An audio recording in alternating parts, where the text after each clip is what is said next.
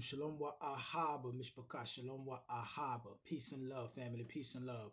I want to say shalom to the whole house of Israel, all 12 tribes scattered throughout the four corners of the earth, to wherever we've been driven to the lands of our captivity. I would also like to say shalom to the sojourners, the Gentiles, and the foreigners, and all those who give thanks, honor, and praises to the Elohim, or God of the Bible, and his only begotten Son, Yahushua HaMashiach, to whom many of you refer to as Christ. Hallelujah. Mishpaka, today I want to talk about the cowboy and how the legacy and story of the cowboy is an American story about black survival. And I'm going to share with you a term today called cultural appropriation. And this is to educate, many people in our community and also people in other communities that when they see the so-called black cowboy, they do not have a misunderstanding that this particular individual is trying to be like something outside of his own community. Pretty much saying, is he trying to be a so-called white boy?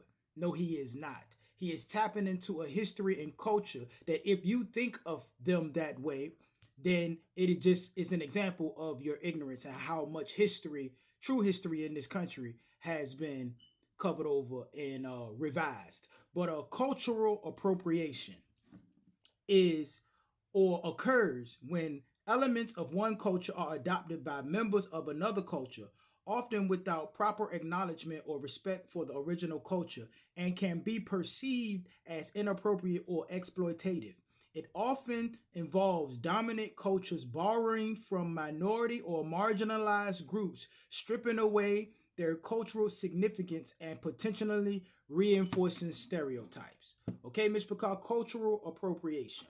So now I'm going to share with you a video that was shared with me by my elder brother who sent this to my ima or my mother, and they sent it to me, and it just made me feel good that my elder brother would recognize this, which lets me know that when we are speaking, our families are listening. You understand that, Mr. Picard? So without further ado, this video is from a page called the Black History X, Mr. Picard, on YouTube. The Black History X. And without further ado, let's play this because it sums it up really well. Before cowboy meant rodeos and Hollywood westerns, it meant black survival. The term was born from enslavement. White ranchers called skilled black cattle hands boys to deny their manhood, even as they drove the herds that built Texas. But after emancipation, these same boys became some of the most feared gunslingers, bounty hunters, and outlaws the West had ever seen. Yet by 1900, dime novels and Wild West shows erased them.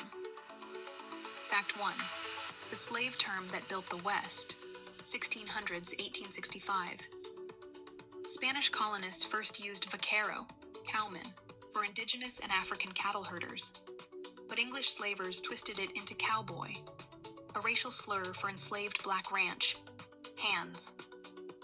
By 1850, over 30% of Texas cowboys were black men in chains.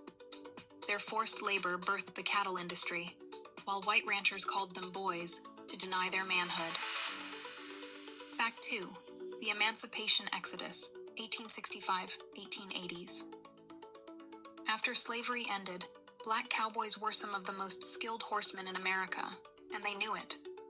Many became infamous outlaws like Ned Huddleston, the real Django, or lawmen like Bass, Reeves, the Lone Ranger's inspiration. Ranchers panicked, rewriting cowboy as a white profession in dime novels to hide their dependence on black labor. Fact 3. The Whitewashing Machine, 1880s, 1950s. Buffalo Bill's Wild West shows hired white actors to play cowboys, while black writers were relegated to clowns. Hollywood cemented the lie. Of 300-plus westerns made before 1950 only, 4 featured black cowboys. Meanwhile, real legends like Bill Pickett, inventor of bulldogging, had to perform in segregated rodeos. Fact 4. The Black Rodeo Rebellion, 1960s to today. Black cowboys never left. In 1971, Harlem's Black Rodeo drew 30,000 fans to prove the West wasn't white. Today, 1 in 4 rodeo riders are black, descendants of the original boys who now own ranches, train Olympians, and ride in protests like George Floyd's memorial. Fact 5. The algorithm erasure 2020s. Google cowboy and 93% of images are white men. TikTok's hashtag Black Cowboy has 500 million views, but mainstream westerns still cast black riders as exceptions. The truth? Cowboys were always black. In closing, next time you hear cowboy, remember, that word was spit at slaves until they made it legend.